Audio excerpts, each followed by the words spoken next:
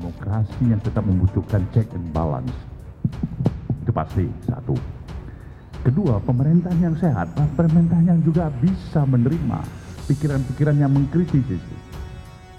Apabila pikiran-pikiran yang mengkritisi sudah tidak ada lagi, itu artinya kita khawatir jalannya pemerintahan itu tidak akan. Bang Surya di dalam pemerintahan, kami di luar pemerintahan, itu tidak menyebabkan kami bermusuhan, saling menjatuhkan, tetapi kami bisa bersinergi yang di dalam maupun yang di luar pemerintahan. Koalisi itu yang seharusnya dilakukan oleh semua partai koalisi pemerintah ya untuk mendukung pemerintah. Nah, soal kritik yang sifatnya teknis misalnya menyangkut kebijakan dan program pemerintah, saya kira itu boleh-boleh saja. Tapi sekali lagi menjaga sikap etis, tidak berdiri di dua kaki secara politik, itu penting dan niscaya bagi seluruh partai koalisi pendukung pemerintah.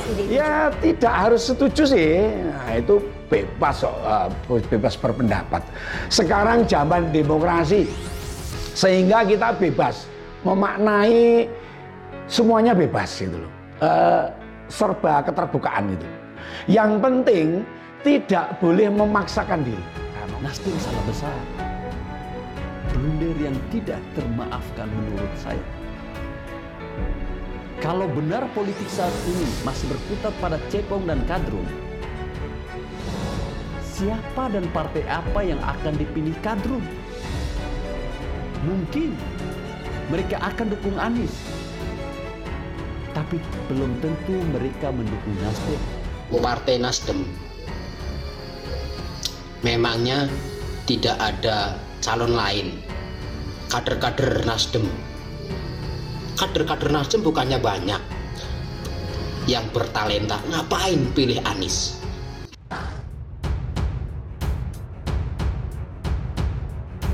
Sadis, ini cara Jokowi tabur bara di kursi dan kepala Surya, Baswedan, dan Caplin. Presiden Joko Widodo menunjukkan kelasnya sebagai politisi tingkat dunia. Tak perlu menjadi pembenci untuk memberikan kesan bahwa dia tidak suka dengan orang lain. Tanpa menghasut, Presiden Joko Widodo berhasil menenggelamkan Surya Paloh dan Anies Baswedan ke dasar laut pulau reklamasi di DKI Jakarta yang kotor dan berlumpur itu. Tak perlu berkata-kata dan mengucap provokasi untuk menyatakan levelnya sebagai pemimpin level dunia, karena itu adalah pengakuan orang lain yang merupakan ciri khas dari reputasi. Joko Widodo membangun reputasi bukan dengan cara pencitraan murahan seperti Anies Baswedan dan juga Surya Paloh yang kebelet kayak pengen boker ingin mencalonkan capres. Joko Widodo membangun reputasi dengan kerja dan usaha yang luar biasa, bermanfaat bagi masyarakat Indonesia dan juga politik dalam negeri. Koalisi Presiden Joko Widodo adalah polisi yang kuat dan tidak bersifat superficial. Sedangkan Nasdem yang pernah menjadi bagian dari kekuatan arus bawah Presiden Joko Widodo akhirnya nggak tahan karena merasa mereka sudah banyak berhutang politik di negara ini lewat Jokowi. Padahal presentasenya kecil banget dan sekarang sudah mulai disalib oleh Partai Solidaritas Indonesia. Presiden Joko Widodo mempertontonkan kekuatannya dengan cara yang amat sangat elegan. Karena orang yang benar-benar kuat sebetulnya tidak pernah memamerkan dirinya sebagai sosok yang kuat, melainkan orang yang kuat justru tenang seperti air dalam, namun memiliki arus yang begitu mantap di bawahnya. Gerakan politik yang dipertontonkan oleh Presiden Joko Widodo luar biasa malam tadi. Semalam dia datang ke acara Partai Golkar bersama dengan banyak tokoh politik lainnya.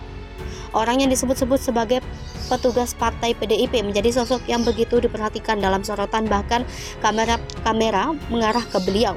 Padahal di sana ada Anies Baswedan, Surya Paloh, AHY dan orang-orang politik yang berseberangan dengannya. Lantas hanya Presiden Joko Widodo yang mendapatkan sorotan paling banyak karena memang dia mau mempertontonkan gestur politiknya dengan cara yang unik. Surya Paloh saat mendengar apa yang Presiden Jokowi sampaikan mengenai Partai Golkar tidak akan berburu-buru menentukan capres. Terlihat tersenyum dengan gigi yang begitu kering dan raut wajahnya yang terpaksa untuk dibuat senyum. Yusuf Kala yang di sana juga diam-diam, makan dalam dan kelihatannya tidak tenang dan gelisah duduk di atas bara api. Inilah yang membuat Presiden Joko Widodo disegani oleh banyak politik yang ada di Indonesia. Lalu setelah acara berlangsung, peristiwa peluk-pelukan pun menjadi satu sorotan lagi. Surya mencoba untuk memeluk Presiden Joko Widodo dan memegang tangannya dengan begitu erat, ingin melampiaskan dan mempertontonkan rasa sok dekatnya. Dan pada akhirnya Joko Widodo tegak berdiri seperti pohon cemara yang begitu kokoh dan tidak bergeming. Diam dan tidak bergerak, hanya menebar senyum dengan mata yang tidak melihat kepada Surya Paloh. Inilah yang membuat kita paham bahwa Joko Widodo bukan orang sembarangan dan dia harus digantikan oleh orang yang sepadan dengannya. Surya Paloh gelisah dan mungkin dia semalam tidak bisa tidur. Presiden Joko Widodo mempertontonkan kehebatannya. Jangan main-main sama orang yang tenang, teduh, dan kalian merasa baik-baik saja untuk mengkhianatinya. Walkot 2 ronde, gubernur 1 kali, presiden 2 jabatan, masih digugat soal ijazah dungu. Bodohnya orang-orang yang menggunakan isu ijazah palsu Presiden Joko Widodo. Banyak banget orang-orang yang berkuar-kuar seperti orang gila saat mengomentari isu kemungkinan ijazah Presiden Joko Widodo palsu. Kita melihat orang-orang seperti ini merupakan sosok yang otaknya nggak aktif dan gobloknya bukan main. Kebanyakan di antara mereka adalah kaum pendukung Anies Baswedan yang kalau bicara selalu kelihatan bodohnya menembus langit. Selama ini kita melihat rekam jejak Presiden Joko Widodo yang menjadi 2 periode wali kota, 1 periode gubernur DKI Jakarta, dan 2 kali presiden.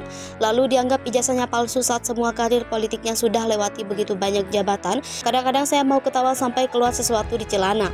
Ya, saya sebenarnya nggak tahu isu ini mau dibawa kemana oleh mereka. Apakah mereka punya taktik politik tersendiri atau memang murni bodoh saja? Kalau ada strategi untuk jatuhkan Presiden Joko Widodo, isu sertifikat ijazah palsu ini sepertinya merupakan isu paling rocky gerung yang pernah diutarakan dan dimunculkan oleh orang-orang pendukung Anies Baswedan ini. RG-nya lagi, kita melihat bahwa ada Amin Rais yang ikut-ikutan memamerkan ijazahnya S3 di Amerika. Bukannya merasa malu karena tidak pernah masuk ke dalam pemerintahan, dia malah bangga-banggakan sertifikat yang menunjukkan gelarnya itu. Saya kira Presiden Joko Widodo merupakan sosok yang seharusnya sudah pasti memiliki keabsahan pendidikan di negara Indonesia. Banyak banget orang-orang yang gampang dibodoh-bodohi oleh isu murahan seperti ini. Saya kira memang seharusnya kita paham bahwa isu ini adalah isu receh. Mau mengangkat Anies Baswedan tapi ternyata caranya menginjak kepalanya orang. Lucunya bahkan sampai masuk ke persidangan loh. Heran saya sama penegak hukum yang juga mau-mau saja ikutan main seperti itu. Terlalu banyak orang bodoh di negara Indonesia ini. Sekaligus terlalu sedikit orang-orang yang mencintai bangsa ini. Sudah waktunya Indonesia terbebas dari kebodohan-kebodohan yang dilakukan secara terstruktur, sistematis dan masif, di mana otak mereka sampai-sampai menggugat Presiden Joko Widodo soal ijazah palsu. Buat apa Amin Rais sekolah tinggi-tinggi sampai ke Amerika, ternyata ujung-ujungnya hanya sibuk ngurusin Presiden Joko Widodo yang sudah malang melintang dengan rekam jejaknya yang begitu mentereng. Apa yang menjadi tujuan mereka sebetulnya ya? Apa yang ingin gagah-gagahan dan ternyata karir politiknya hancur lebur berantakan. Apa ini murni curahan kebodohan yang mereka kerjakan karena otak mereka sudah somplak? Kenapa nggak kritik Anies Baswedan saja yang punya gelar tinggi di luar negeri tapi ngurus kota kayak sampah? Bahkan Anies Baswedan menjadi sampah politik itu sendiri. Keberadaan mereka ini bukan hanya duri dalam daging, tapi sudah lebih ke arah ancaman dan propaganda politik. Saya membayangkan punya seorang dosen yang pintar sekali mengajar. Beliau memberikan banyak sekali wejangan-wejangan, juga memberikan karir bukti bahwa beliau adalah orang yang bukan sembarangan. Lalu mendadak ada yang menggonggong dan mengatakan bahwa dosen kami ini ijazahnya palsu. Kira-kira reaksi mahasiswa apa? Kalau saya sih bagian dari mahasiswa cerdas akan ketawa saja.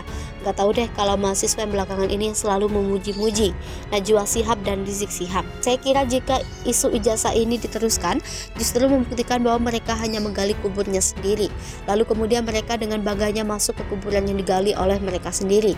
Dan mereka mati lemas dengan kebodohan-kebodohan yang mencekik leher mereka. Dan mungkin di sini sejarah kenapa orang kalau meninggal punya mimik ketawa, ya karena mereka bodoh.